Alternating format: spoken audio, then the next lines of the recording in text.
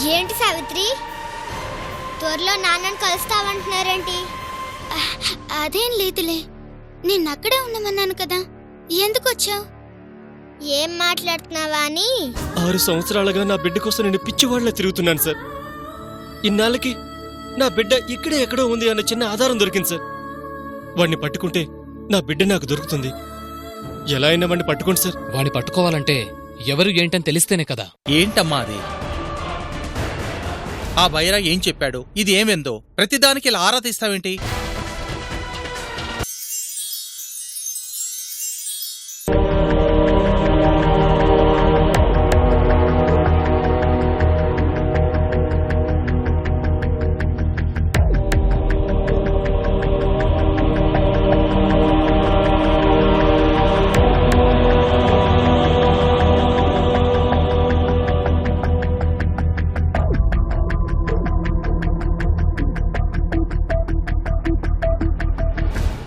Kotaiah, police స్టేషన్కి వెళ్ళు.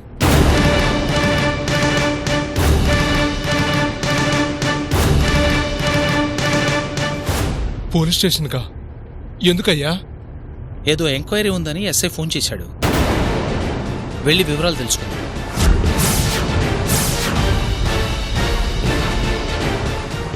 Police enquiry ఏంటి బాబు? దేని గురించి? ఇప్పుడు ఏం జరిగిందని? ఏంటి కోటయ్య, ఏంటా కంగారు? ఎందుకంత టెన్షన్ పడుతున్నావు? అదేం లేదు బాబు, అంటే పోలీసులు అంటున్నారు కదా, పోలీసులతో మనకి పనేంటా అని. పిలిచారు కదా, వెళ్ళి వివరాలు ఏమిటో తెలుసుకుందాం. మీతో అయినా ఏం పని ఉంటుందయ్యా? మనకేం తెలుసు, వెళ్తే గాని తెలియదు.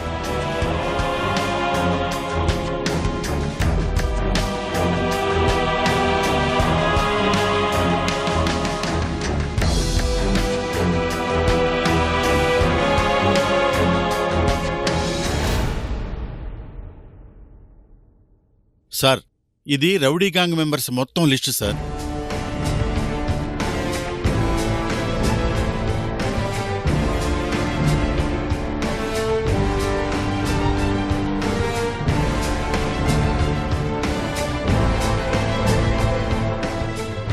స్టూడెంట్స్ని చెడగొట్టడానికి ఇంతమంది తయారయ్యారా? ఓ పని చెయ్యి, రేపు వాడిని షికారుకు తీసుకెళ్ళడానికి ఏర్పాటు చెయ్యి. ఎన్కౌంటరా సార్? ఏం వద్దా? చెట్టుకి చెదబడితేనే మందేస్తాం. అలాంటిది వ్యవస్థను చెడగొట్టే వాళ్ళని ఎన్కౌంటర్ చేయకపోతే ఎలా? చంపేద్దాం.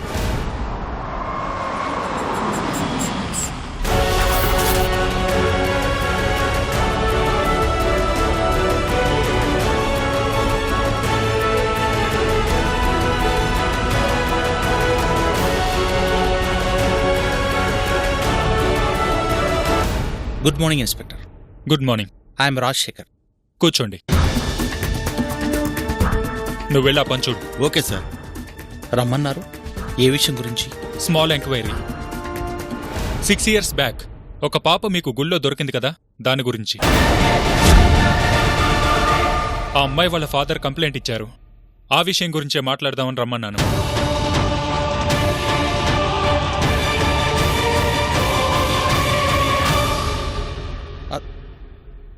అతను కంప్లైంట్ ఇస్తే నన్ను స్టేషన్కి రమ్మంటావేమిటి? ఆ కంప్లైంట్లో మీ పేరు కూడా ఉంది, అందుకే ఎంక్వైరీ చేయాల్సి వచ్చింది. What non sense is this? నేను ఆ రోజే అతనికి చెప్పాను, పాప గుళ్ళో దొరికింది, పూజారి గారు నాకు ఇచ్చారు. నేను తీసుకెళ్దాం అనుకుంటుండగా ఆ పాప తల్లిదండ్రులు వచ్చారు, వాళ్ళకి ఇచ్చేశాం. That's it. Are you sure? అబద్ధాలు చెప్పాల్సిన అవసరం నాకు లేదు.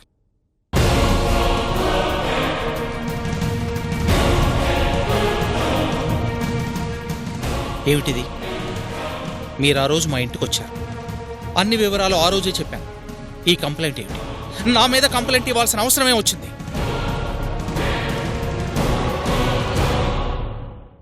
లేదు సార్, మీ మీద నేను కంప్లైంట్ ఇవ్వలేదు. ఇవ్వకపోతే నా గురించి వీళ్ళకల్లా తెలిసింది. కంప్లైంట్ ఇవ్వకపోతే నన్ను ఎందుకు పిలిపిస్తారు వీళ్ళు? కంప్లైంట్ కాదు సార్, జరిగింది చెప్పానంతే. Shut up. ఇంకా నన్ను నమ్మించాలని ప్రయత్నం చేయొద్దు. ఏదో మా అమ్మ నీకు చనువిచ్చింది కదా అని నీ ఇష్టం వచ్చినట్టుగా బిహేవ్ చేస్తున్నావు. Cool sir, cool. ఎందుకు అంత సీరియస్ అవుతారు? ఇలాంటి కేసులలో, ఇన్సిడెంట్లలో ఎవరెవరు ఇన్వాల్వ్ అయి ఉన్నారో వాళ్ళందరినీ ఎంక్వైరీ చేయడం కామన్. మీకు కామన్ కావచ్చు. పోలీస్ స్టేషన్కి రావటం నాకు కామన్ కాదు. ఇక నుంచి ఎప్పుడు పూర్తిగా ఎంక్వైరీ చేయకుండా నాలాంటి వాళ్ళని పోలీస్ స్టేషన్కి పిలవతాం. May I go inspector? Thank you.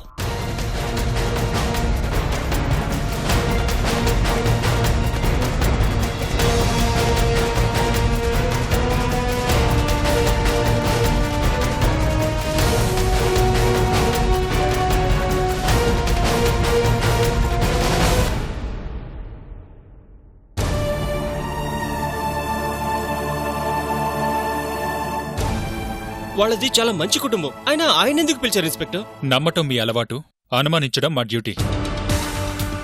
అందరినీ అనుమానిస్తాం, అందరినీ ఎంక్వైరీ చేస్తాం. అన్ని యాంగిల్స్లో ట్రై చేస్తేనే రిజల్ట్ వస్తుంది. మీ పాపని మీకు అప్పగించాలంటే మా డ్యూటీ మేం చేయాలి. ఓకే, మీరు వెళ్ళండి.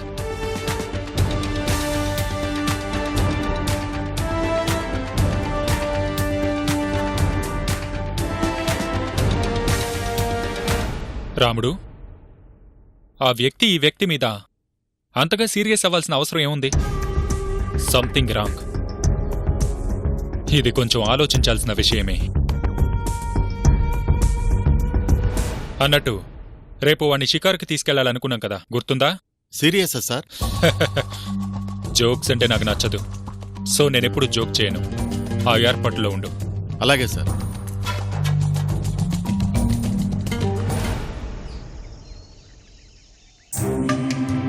అసలు వాళ్ళింటికి ఎందుకమ్మా వెళ్తాం? షాపింగ్కి వెళ్ళిన దానివి పని చూసుకుని రావాలి, కానీ ఎవరింటికి పడితే వాళ్ళ ఇంటికి వెళ్ళటం ఏంటమ్మా? ఎందుకు అందరింటికి వెళ్ళాలి? అంత అవసరమే వచ్చింది?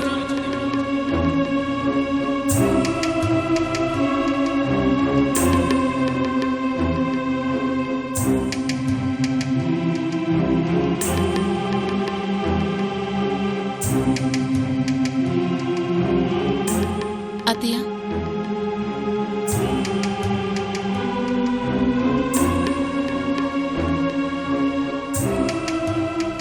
అత్తయ్య, కాఫీ అక్కడ పెట్టమ్మా.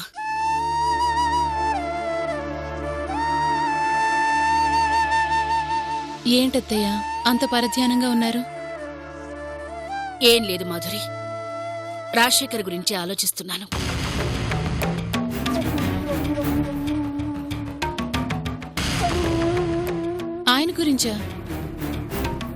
ఆయన గురించి ఆలోచించడానికి ఏముంది? ఏంటో నమ్మవాడు ఈ మధ్య అదోలా ఉంటున్నాడు. ఎప్పుడూ లేని చిరాకు వాళ్ళలో కనిపిస్తుంది. అసలు వాడిలో ఆ మార్పు ఎందుకొచ్చిందో, ఎందుకలా ప్రవర్తిస్తున్నాడో అసలు అసలు కొత్తగా వాడిలో ఈ కోపం ఏంటో అర్థం కావడం లేదు. అదేం లేదత్తయ్య, పని ఒత్తిడి వల్ల ఆయన అలా ఉన్నారంతే. పనివాడికి కొత్తేమీ కాదు కదమ్మా, ఎప్పుడూ చేసే పనేగా. వాడి కోపం చిరాకు పని ఒత్తిడి వల్ల కాదు, ఇంకేదో కారణం ఉంది.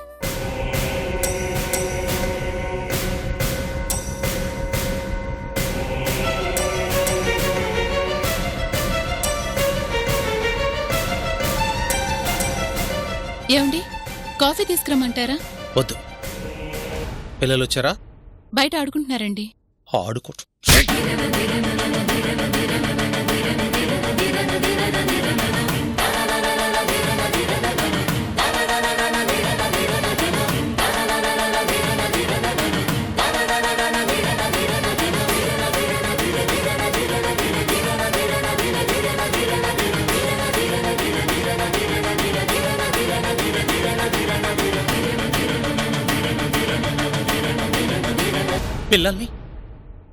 పిల్లల్ని బయట ఆడుకోనివ్వద్దంటే ఎందుకు పంపించావు? నా మాట అంటే నీకు లెక్కలేదా? రాజశేఖర్, ఏంట్రా ఇది? ఎప్పుడూ లేంది మాధురి మీద చేయి చేసుకుంటావా? చెప్పిన మాట వినకపోతే ఏం చేయమంటావమ్మా? ఏంట్రా వినేది? పిల్లలేమైనా కొత్తగా ఆడుకుంటున్నారా? రోజూ ఆడుకుంటుందేగా. ఆ మాత్రం దానికి అమ్మాయి మీద చేయి చేసుకోవాలా? అమ్మా, కొన్ని విషయాలు జాగ్రత్తగా లేకపోతే కొత్త అలవాట్లు వస్తాయి. పిల్లలన్న తర్వాత ఆడుకోకుండా ఎలా ఉంటారా? అవసరం లేదు, అవసరం లేదు.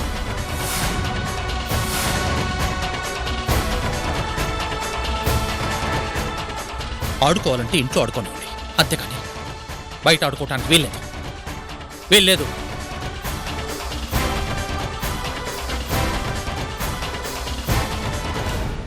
పని ఒత్తిడి అన్నావు కదమ్మా, ఇది పని ఒత్తిడా? నీ మీద చేయి చేసుకునే స్థాయికి వాళ్ళలో అసహనం పెరిగిందంటే దీనికి ఏదో కారణం ఉంది. ఏమైంది వీడికి?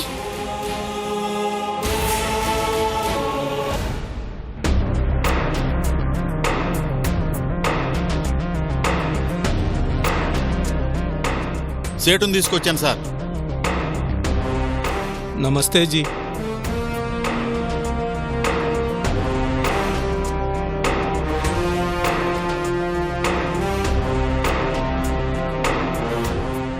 నమస్తే సేట్.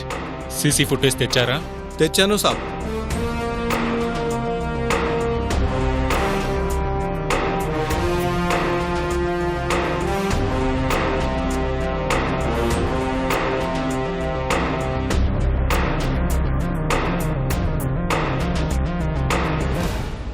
శశి, చూద్దామా?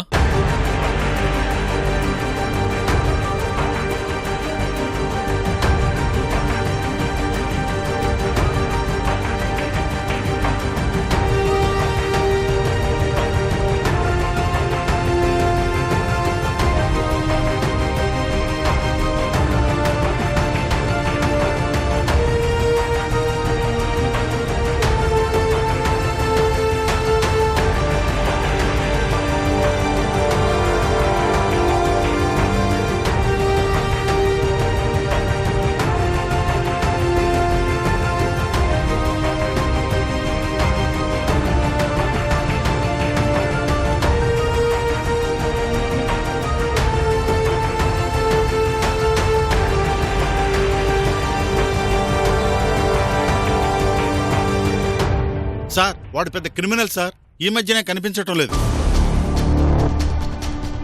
ఏం సేట్జీ, మీ దగ్గర లాకెట్ అమ్మబోయి పారిపోయింది వీడేనా?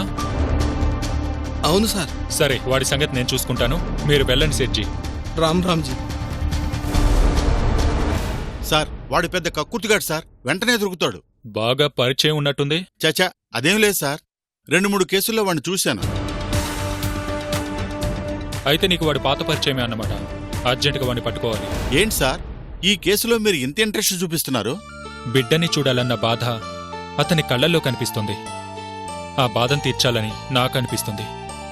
ఆ తండ్రి బాధ చూస్తుంటే ఎలా అయినా తన బిడ్డను తనకు అప్పగించాలనిపిస్తుంది.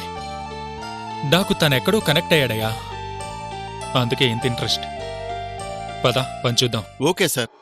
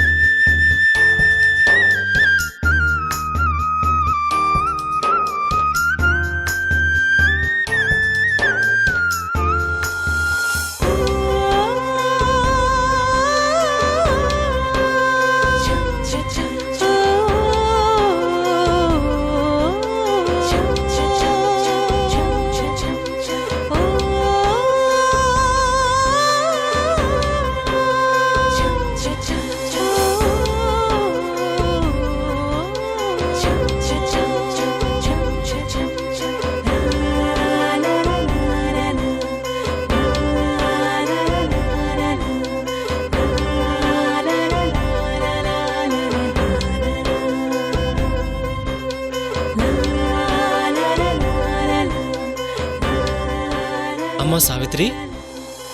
సంధ్య నువ్విక్కడే ఉండు, నేను ఇప్పుడే వస్తాను.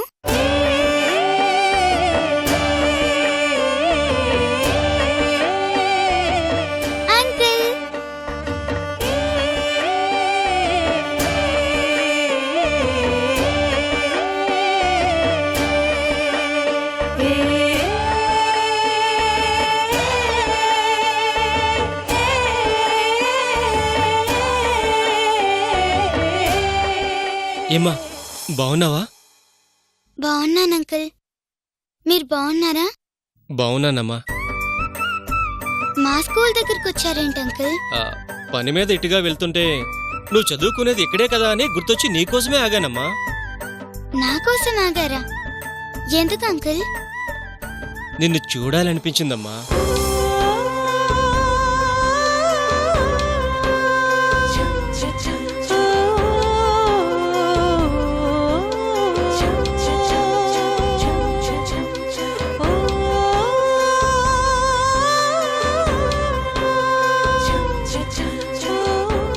నన్ను చూడాలనిపించిందా? అవునమ్మా, నిన్ను చూస్తే కనిపించని నా కూతుర్ని చూస్తున్నట్లుంటుంది.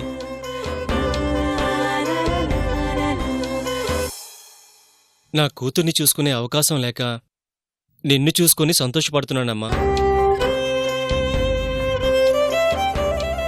నీకోసం చాక్లెట్ కూడా తెచ్చాను.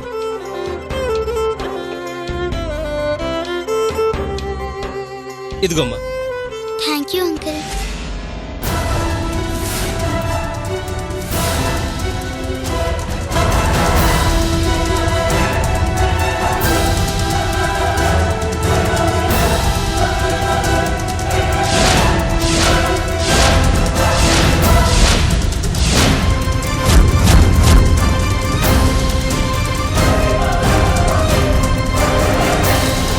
సార్, ఏంటి సార్ ఇది? నీకిక్కడ పనేంటి? పాపని చూద్దామని వచ్చానండి. నా కూతురుతోటి నీకేమిటి పని? మీ అమ్మాయే సార్, కానీ తనలో నా కూతుర్ని చూసుకుంటున్నాను. నా కూతురులో నీ కూతుర్ను చూసుకోవాల్సిన అవసరమే వచ్చిందని అడుగుతున్నాను. అవసరం ఏముంటుందండి? అభిమానం అంతే. అవసరమూ లేదు, అభిమానమూ లేదు. వెళ్ళిపోండి. ఏవేంటి సార్, ఎందుకలా మాట్లాడుతున్నారు? ఈ అభిమానంతోనైనా పోలీస్ స్టేషన్లో కేసు పెట్టారు. మీ మీద నేనెందుకు కేసు పెడతానండి? డిస్కషన్స్ అనవసరం. ఇక నుంచి నా కూతురు దగ్గరికి రావటం కానీ మాట్లాడటానికి కానీ ప్రయత్నం చేయండి. Mind it. రా. Sir sir sir sir please sir. Sir sir నా మాట వినండి sir. Sir sir please sir నా మాట వినండి సార్. ఆ మాట మాత్రం అనొద్దు సార్. నా మనసుకి కొంతైనా ప్రశాంతతనిచ్చేది సావిత్రే. తనని చూడొద్దని మాత్రం అనకండి సార్. చూడండి, ఆఖరిసారిగా చెప్తున్నాను, ఇక నుంచి నా కూతురు విషయంలో జోక్యం చేసుకోవద్దు. Mind it. Sir sir please sir, నేను చెప్పేది వినండి. నా బాధను అర్థం చేసుకోండి. నా వల్ల ఏదైనా పొరపాటు జరిగిందనుకుంటే నన్ను క్షమించండి సార్. Get lost. అంకుల్! అయ్యో అంకుల్! సావిత్రి, రైట్.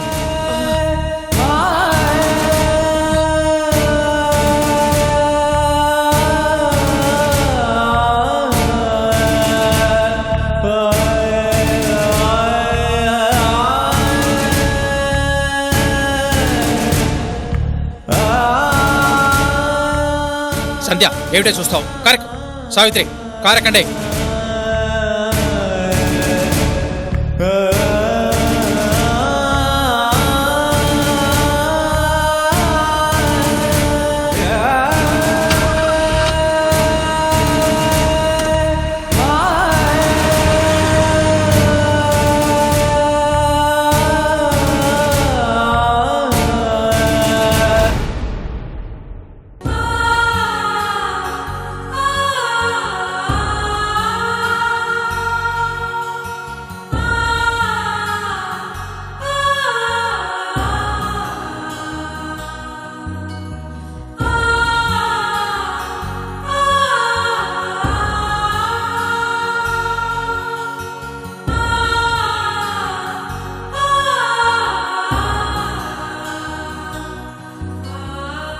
నువ్వు వెళ్ళిపోయావు, నీ నవ్వు వెళ్ళిపోయింది, నీతో పాటే మా నవ్వుల్ని తీసుకెళ్ళిపోయావు కదా వదినా.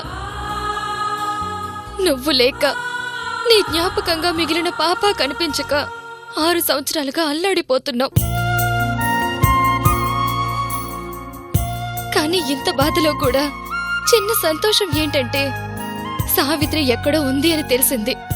తనెక్కడుందో ఎలా ఉందో మాత్రం తెలియటం లేదు. సావిత్రి మాకు దొరికే వరకు నీ బిడ్డ ఎక్కడున్నా క్షేమంగా ఉండేలా తనకే కష్టం రాకుండా నువ్వే చూసుకోవాలి వదినా.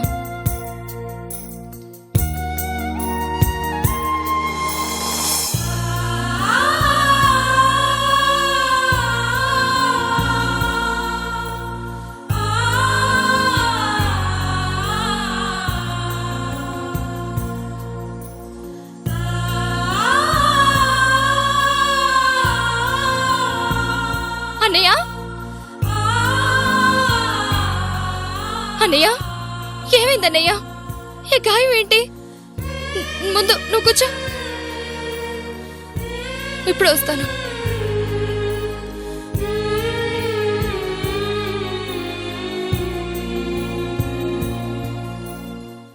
సావిత్రి నా కూతురు.